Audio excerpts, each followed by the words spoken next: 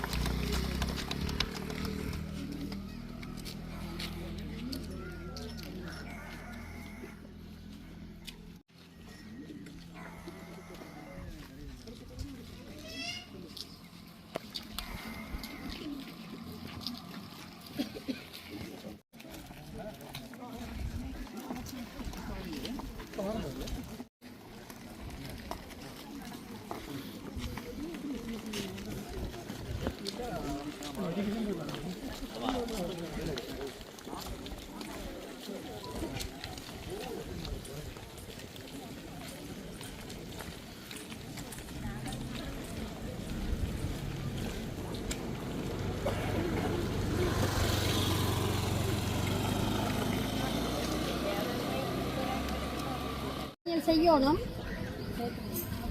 காலை சேர்த்து வைங்க. சரியா நின்றுங்க. முன்னுக்கு பாருங்க. விஷாகன் வாயில வைங்க. இதை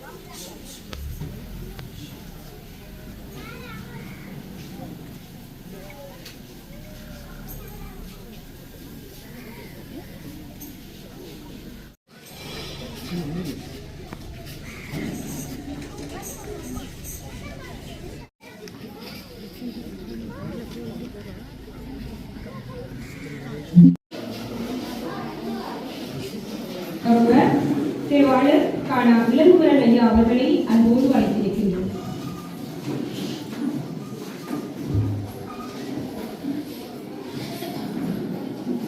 நன்றிகள் அழைத்திருக்கின்றோம்.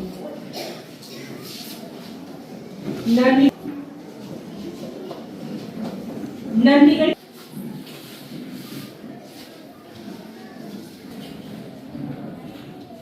நன்றிகள் தொடர்ந்தும்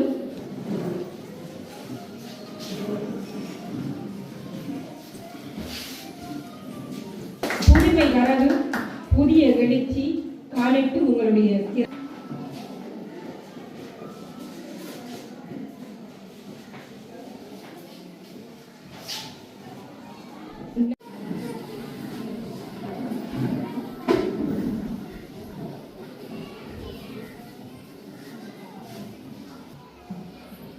நன்றிகள். தொடர்ந்து இந்த உயர் நேசத்தில் யாவரும் நாளும் கிடைப்போம். வெண்படியின் உலாவும் வேலிகள் தோறும் நம் வீடுகள் உறங்கியும் நிம்மதியாய் வெங்கதில் ஒளிரும் வெளியேற்றம் தோறும் 40 கிராம சபை பிரிவுகளையும் கொண்ட எங்களுடைய நல்லூர் பிரதேச செயலாளர்கள் தொடர்ச்சியாக நாம் ஒருங்கிணைந்திருப்பதன் ஊடாக எழுச்சி காண வேண்டும் என்ற ஒரு நல்ல நோக்கத்திற்காக கூடியிருக்கின்ற இந்த நிகழ்ச்சி அமைச்சால்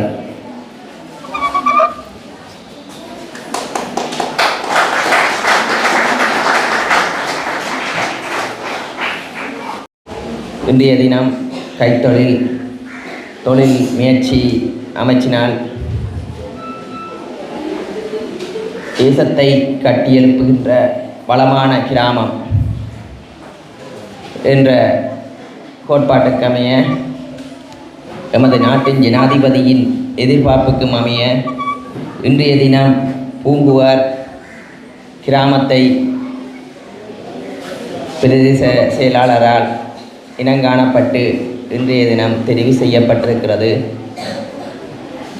இந்த நிகழ்வுக்கு வருகை தந்திருக்கும் பிரதேச செயலாளர் திட்டமிட பணிப்பாளர் கலாநிதி பல்கலைக்கழக கலாநிதி ஐங்கரன் அவர்கள், அதே நேரம் இங்கே பல்கலைக்கழகத்தில் இருந்து பேராசிரியர் ஸ்ரீ காந்தராஜ் அவர்கள், அதே நேரம் இங்கே வருகை தந்திருக்கும் மதகுரு ஏனைய அரச உத்தியோகத்தர்கள், இப்பிரதேச வாழ் மக்கள் அனைவரும் எதிர்பார்ப்புக்கு மத்தியில் இங்கே கூடியிருக்கின்றார்கள். எமது நாட்டின் ஜனாதிபதியின் எதிர்பார்ப்பும் கிராம மட்ட மக்களை முன்னேற்றுவது. அந்த அடிப்படையில் இன்றைய தினம் கைத்தொழில் தொழில் முயற்சி அமைச்சால் ஒரு கிராமத்தை தெரிவு செய்து அந்த கிராமம் தன்னிறைவாக அடைவதற்கான இலக்கை எட்டுவதற்கு எமது அரசாங்கத்தின் ஒத்துழைப்புடனும் அதே நேரம் மக்களின் முயற்சியால் முன்னேற்றுவதற்கான முதற்கட்ட வேலையை ஆரம்பித்திருக்கிறோம். இன்றைய தினம் காலை பிரதி செயலாளரை சந்தித்த போது பிரதி செயலாளர் கூறியிருந்தார், இந்த திட்டத்தை நாங்களே முன்கூட்டி ஆரம்பித்திருக்கின்றோம். ஆனால் இன்றைய தினம் அரசாங்கத்தினால் இந்த வேலை திட்டத்தை நாடு பூராகவும் ஆரம்பிக்கின்றோம். இங்கே மட்டுமில்லை, ஒவ்வொரு செயலகத்திலும் ஒவ்வொரு ஜிஎஸ் பிரிவை தெரிவு செய்து இன்றைய தினம் இலங்கையில் இருக்கின்ற அனைத்து செயலகங்களிலும் ஒவ்வொரு ஜிஎஸ் பிரிவை தெரிவு செய்து அந்த கிராமத்தை தன்னிறைவான கிராமமாகவும் அதே நேரம் ஒவ்வொரு குடிமகனும் தனக்கு தேவையான அனைத்தையும் உற்பத்தி செய்வதில் இலக்காக கொண்டு பயணிப்பதற்கான கிராமத்தை தெரிவு செய்திருக்கிறோம். இந்த முன்னுதாரணத்தை எடுத்துக்கொண்டு அனைத்து கிராமத்தையும் இதன் இலக்காக நகர்த்துவதற்கு இன்றைய தினம் முதற்கட்டமாக பூங்குவார் கிராமத்தை தெரிவு செய்திருக்கிறோம். ஏனென்றால் இன்று உங்களுக்கு தெரியும், நாட்டில் ஒரு எரிபொருள் பிரச்சனை வருகின்ற போது உலகளாவிய ரீதியில் அந்த எரிபொருள் பிரச்சனையை தாங்கி இருக்கின்ற பல விவசாய பொருட்களோ அனைத்தும் விலை உயர்கின்ற தன்மை ஒன்று இருக்கிறது. அதனால் நாங்கள் பயன் மேற்படுகின்றது, உணவுப் பொருட்கள் வெளியேறுகிறது. ஆனால் நாங்கள் நினைக்கிறோம், ஒரு கிராமத்தை யாரிலும் தங்கி நிற்காமல் வாழ்வதற்கான ஒரு கட்டமைப்பை உருவாக்குவோமானால், ஒரு பொறிமுறையை உருவாக்குவானமானால் நாங்கள் தன்னிறைவான ஒரு வாழ்க்கையை, அழகான வாழ்க்கையை வாழக்கூடியது. அந்த வகையில் 6 தூண்களுக்கு அமைய நாங்கள் தெரிவு செய்திருக்கின்றோம். கல்வி, சுகாதாரம், இவ்வாறான அனைத்து 6 தூண்களை தெரிவு செய்து அந்த தூண்களை இந்த கிராமத்தை முன்னேற்றுவது. இன்றைய தினம் பேராசிரியர் அவர்களால் நீர் முகாமைத்துவத்தை பற்றி இதில் இந்த கிராமத்திற்கு தெளிவுபடுத்துகின்றார்கள். நான் நினைக்கிறேன் அது இந்த கிராமத்திற்கு உண்மையாகவே பொருத்தமானது.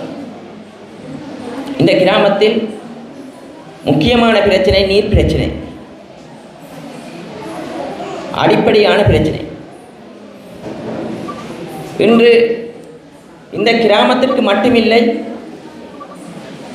யாழ் மாவட்டத்திற்குமே நீர் பிரச்சனை என்பது பாரிய பிரச்சனையாக உருவெடுத்திருக்கிறது. ஏனென்றால் நாங்கள் கிரவுண்ட் வாட்டர், நிலத்தில் இருக்க நீரைத்தான் பாவிக்கின்றோம். இன்று நிலத்தில் இருக்கின்ற நீர்கள் மாசுபடுகின்ற தன்மை அதிகரித்திருக்கிறது. நாங்கள் முன்னேற எமது பிரதேசத்தில் கழிவு தண்ணி என்பது அதிகரித்து கொண்டே வரும்.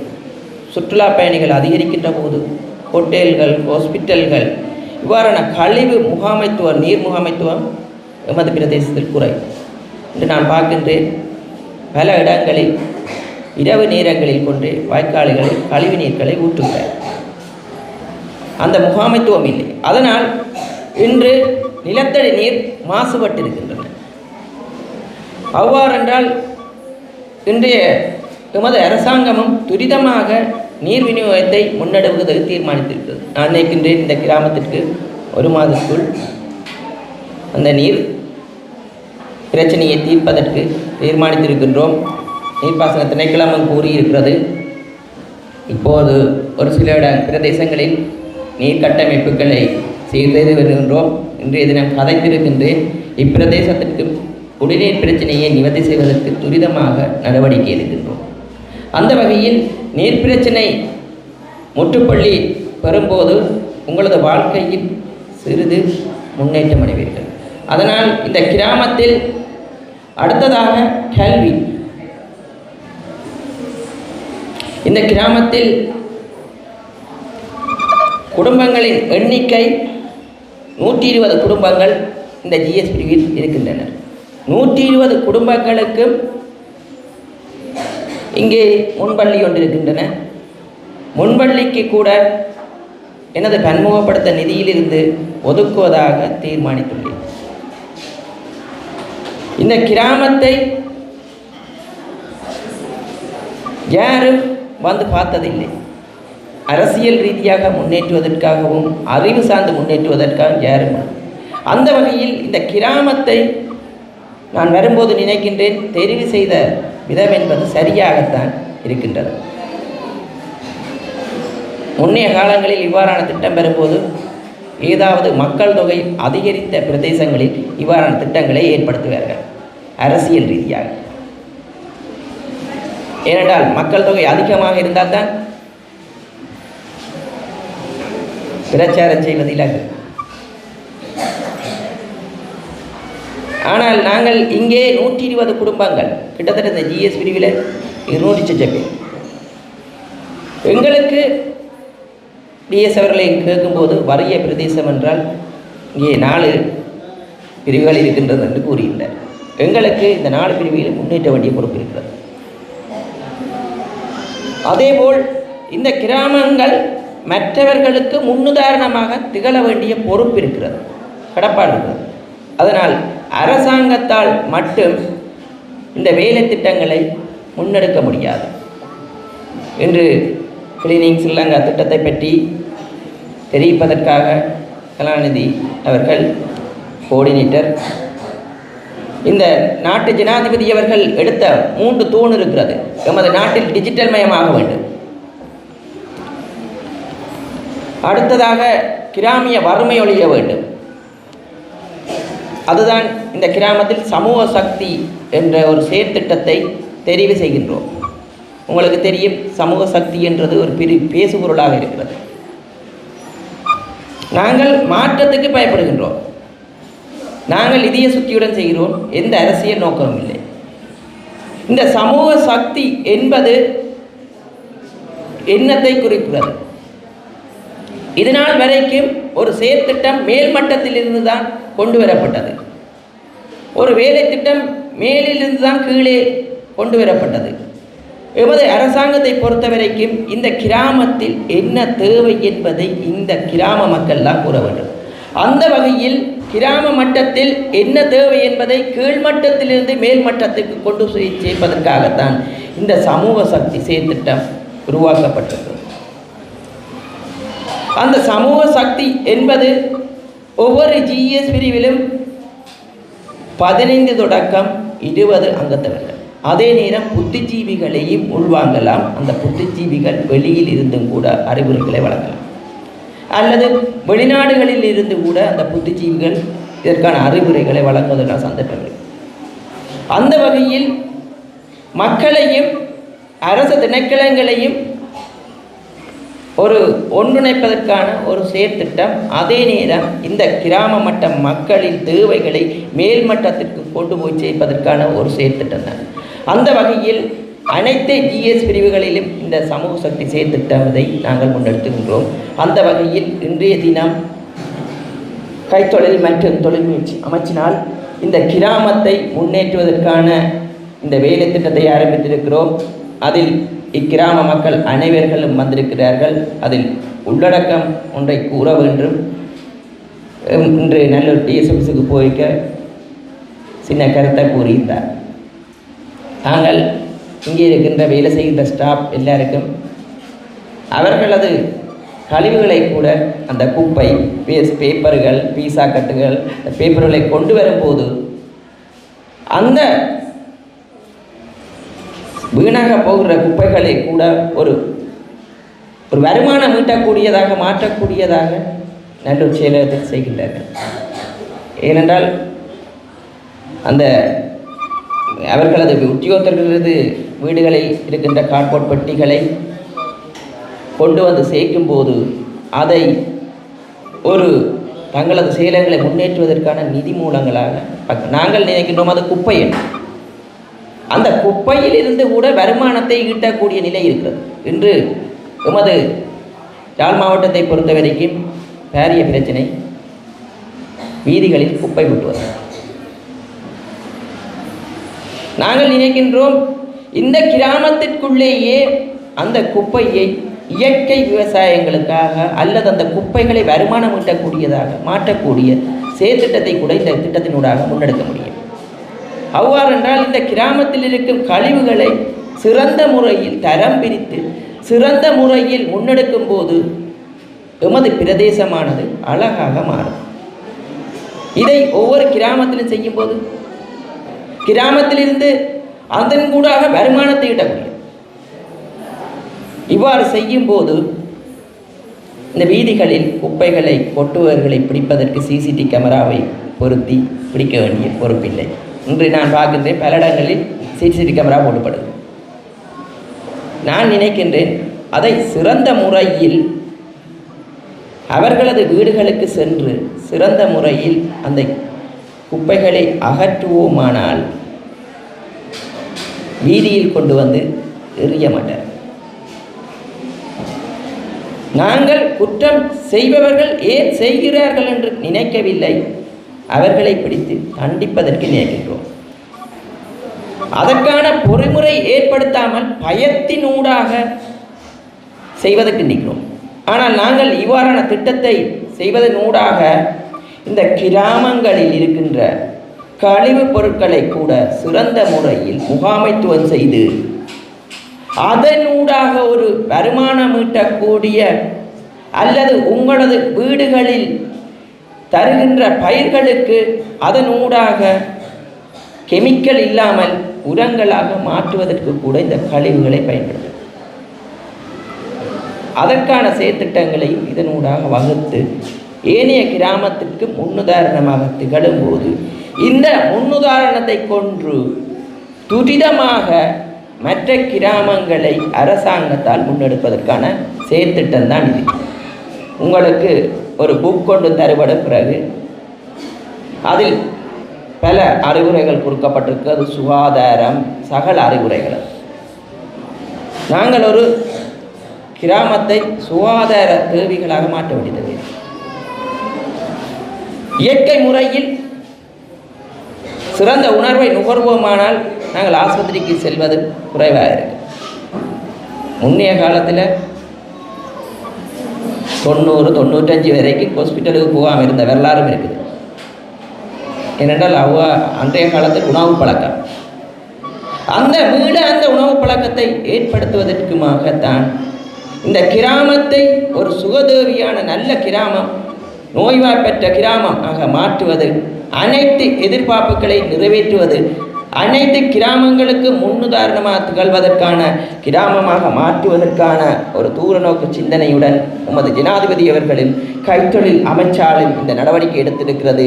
இந்த நடவடிக்கை மென்மேலும் முன்னோக்கி நகர்த்துவதற்கு அரச திணைக்களங்களும் அரச உத்தியோகத்தர்களும் முழு மூச்சாக ஈடுபடுவார்கள் என்ற திடமான நம்பிக்கை இருக்கிறது. இங்கே உங்களுக்கு புதியதொரு கிராம சேவகர்களும் வந்திருக்கிறார்கள். அவருடன் இணைந்து ஏனைய அரச உத்தியோகத்துடன் இணைந்து துரிதமாக இந்த கிராமத்தை முன்னேற்றும்படி இந்த கிராம வாழ் மக்களுக்கு கூறுகிறோம். எம்மாலான அனைத்து உதவிகளையும் இந்த கிராமத்திற்கு பெற்றுக் கொடுப்போம் என்று கூறிக்கொண்டு விடைபெறுகிறேன். நன்றி, வணக்கம்.